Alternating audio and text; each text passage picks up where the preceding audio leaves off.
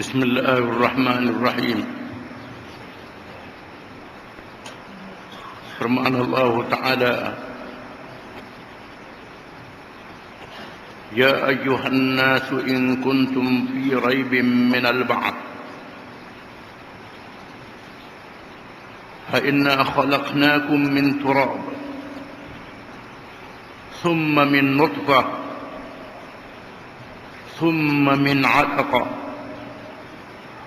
ثم من مضغة مخلقة وغير مخلقة لنبين لكم وتقروا في الأرحام ما نشاء إلى أجل مسمى ثم نخرجكم طفلا ثم لتبلغوا أشدكم ومنكم من يتوفى ومنكم من يرد إلى أرذل العمر لكي لا يعلم من بعد علم شيئا وترى الأرض هامدة فإذا أنزلنا عليها الماء اهتزت وربت وأنبتت من كل زوج بهيج ذلك بأن الله هو الحق وأنه يحيي الموتى وأنه على كل شيء قدير وأن الساعة آتية لا ريب فيها وأن الله يبعث من في القبور. Suratul Hajj ayat 5 hingga 7. Artinya, wahai manusia, jika kamu dalam keraguan tentang kebangkitan, maka ketahuilah, sesungguhnya kami telah menjadikan kamu dari tanah, kemudian dari setitik mani, kemudian dari segumpal darah, kemudian dari segumpal daging yang sempurna kejadiannya dan yang tidak sempurna, agar kami jelaskan kepada kamu dan kami tetapkan di dalam rahim apa yang kami kehendaki sehingga waktu yang sudah ditentukan.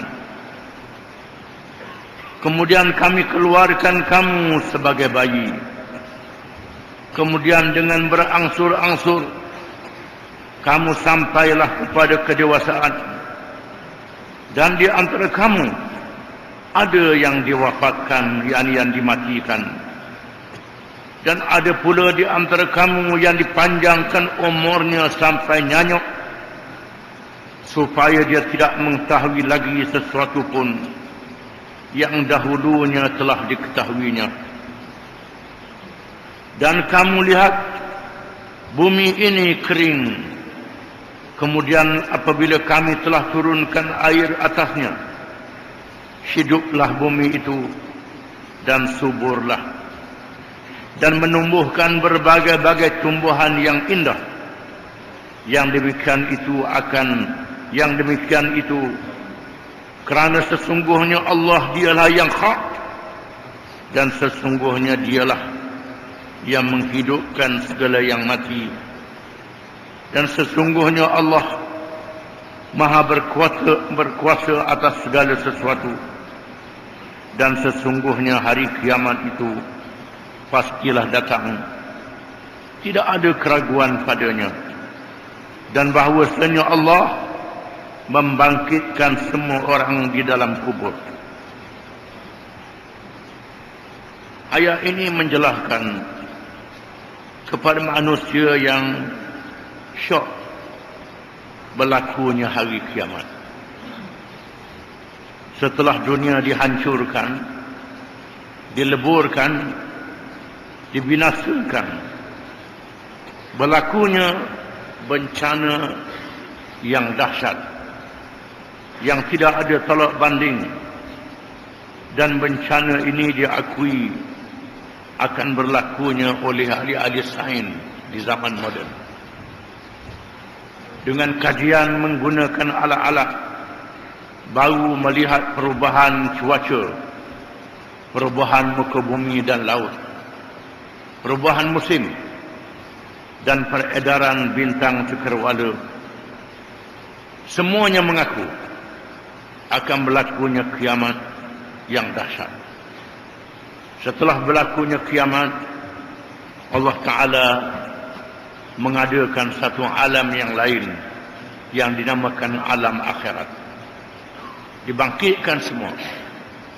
Sekiranya kamu ragu daripada perkara itu, wahai manusia, lihat kepada kejadian diri kamu sendiri. Daripada tidak ada langsung, Allah Ta'ala mengadakan kamu dengan perkahwinan dan pertemuan di antara lelaki dan perempuan. Daripada air mani, kemudian dijadikan kamu, air mani itu berubah menjadi segumpal darah, segumpal daging, sehinggalah beberapa lama tempoh yang ditetapkan oleh Allah di dalam perut ibu kamu dilahirkan ke dunia, menjadi seorang kanak-kanak, budak bayi yang kecil. Sekiranya umur kamu panjang, maka kamu menjadi dewasa. Dan ada yang ditamatkan ajalnya dalam masa sebelum dewasa lagi, tengah dewasa dan selepas dewasa. Dan ada di antaranya yang dipanjangkan umur sehingga arzalil umur, iaitulah nyanyuk yang disebut oleh Nabi sallallahu alaihi wasallam, Allahumma inni a'udzubika min arzalil umur. Ya Allah, ya Tuhanku, aku berlindung denganmu daripada diberi aku umur yang panjang sehingga nyanyuk. Ini doa Nabi sallallahu alaihi wasallam.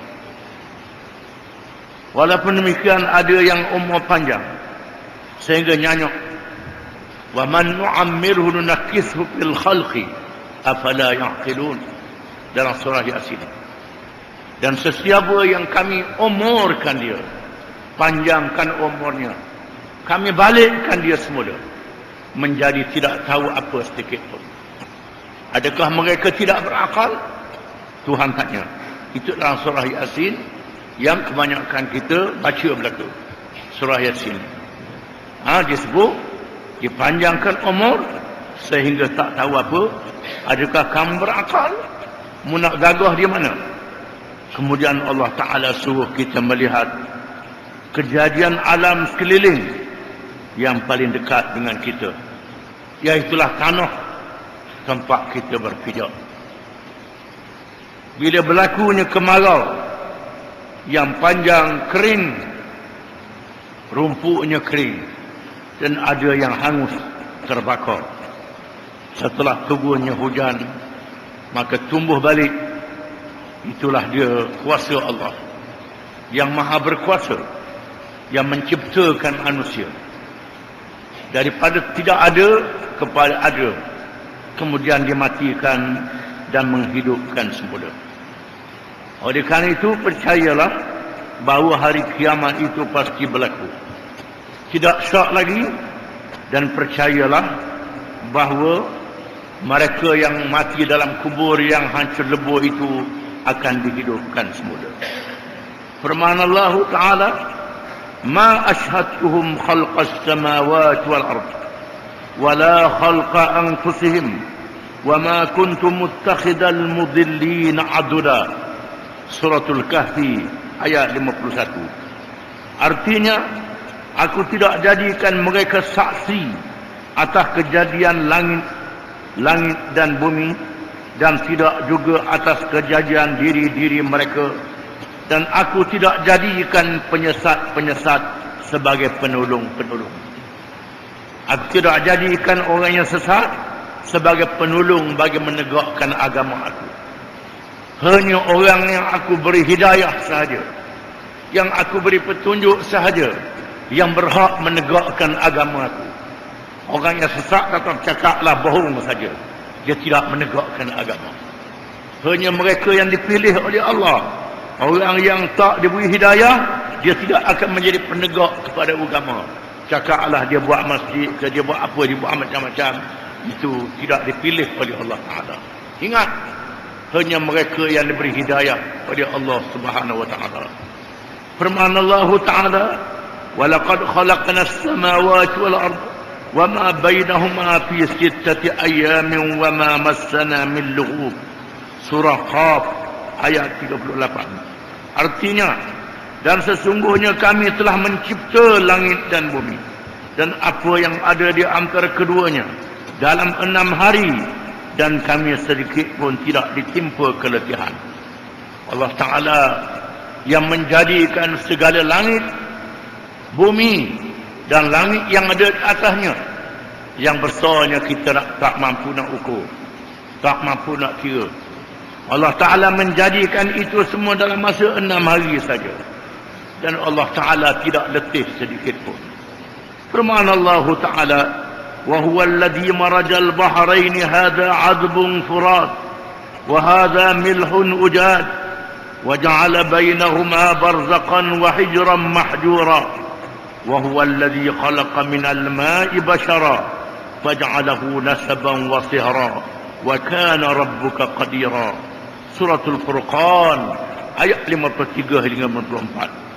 Artinya, dan dialah yang membiarkan dua laut mengalir berdampingan, yang ini tawar lagi segar dan yang lain masin lagi pahit, dan dia jadikan antara keduanya dinding dan batas yang menghalang, dan dia pula mencipta manusia dari air, lalu dia jadikan manusia itu mempunyai keturunan dan hubungan kekeluargaan, dan dialah Tuhanmu Maha Berkuasa.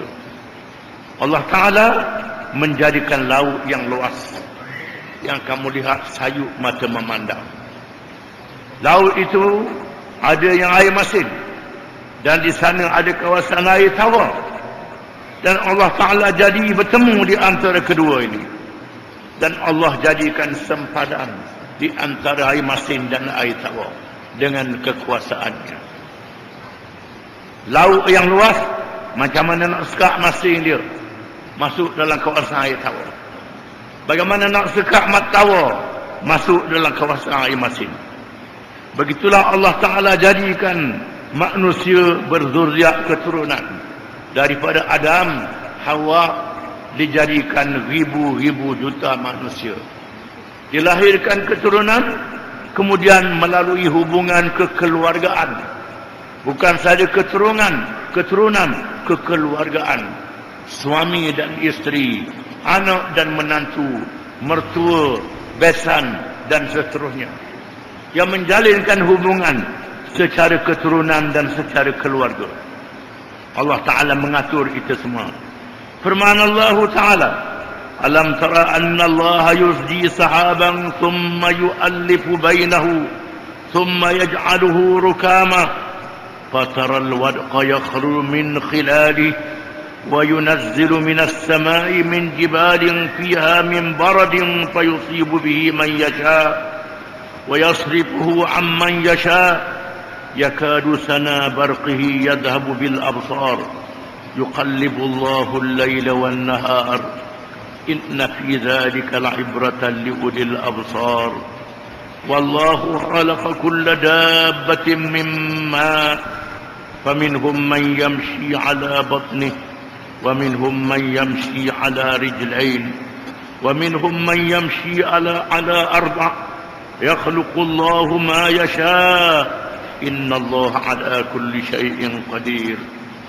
Surah An-Nur ayat 43 hingga 45.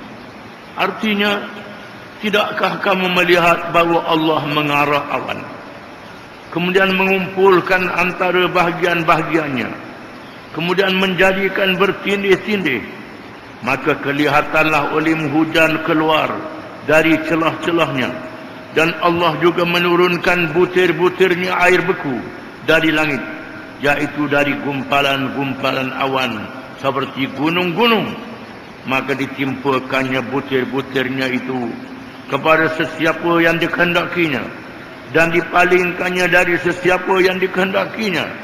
Kilauan kilat awan itu hampir-hampir menghilangkan kelihatan. Allah mempergantikan malam dan siang.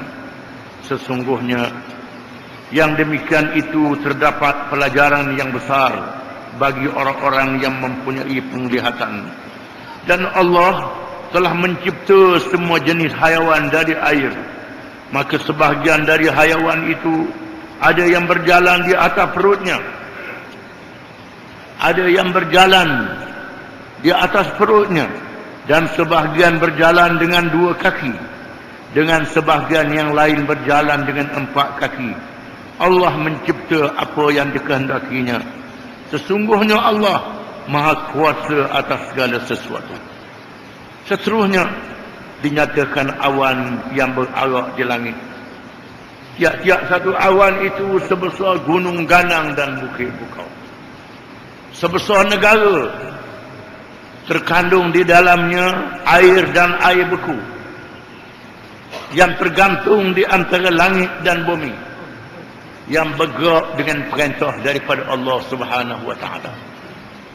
Bila turun hujan yang banyak, banjir boleh menenggelamkan negeri dan benua. Menunjukkan banyaknya air itu. Bagaimana air yang banyak, air salji, air beku yang banyak, yang lebih besar daripada gunung ganang dan bukit bukau, boleh bergantung dan berlapis-lapis di antara langit dan bumi, tidak jatuh. Tergantung begitu. Kemudian diturunkan dengan perintah Allah, disampaikan ke negeri yang dikehendakinya. Dan Allah Ta'ala menjadikan kilat yang berpancaran di celah-celah awan itu, yang boleh menghilangkan penglihatan. Kemudian Allah Ta'ala turunkan hujan dan salji di negeri-negeri yang dipilih oleh Allah. Dan Allah Ta'ala jadikan daripada air itu hidupan-hidupan, manusia dan binatang. Ada yang berjalan dengan perut, ada yang berjalan dengan 2 kaki, ada yang berjalan dengan 4 kaki, ada yang terbang. Semuanya adalah kejadian Allah Subhanahu wa taala.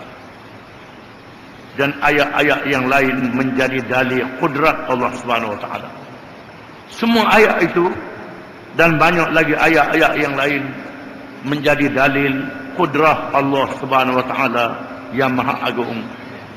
Kudrah adalah sifat yang wajib bagi Allah Ta'ala, yang maha berkuasa, yang menjadikan seluruh alam, yang wajib kita beriman kepadanya.